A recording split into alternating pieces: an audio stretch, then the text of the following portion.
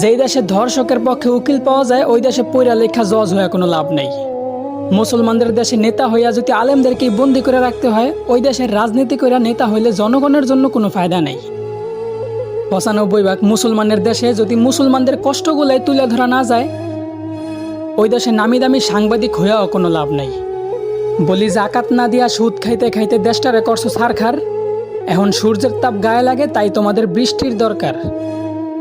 আলেমদেরকে বন্দি করে আবার আলেমদের মাধ্যমে আল্লাহর কাছে বৃষ্টি কামনা করলা।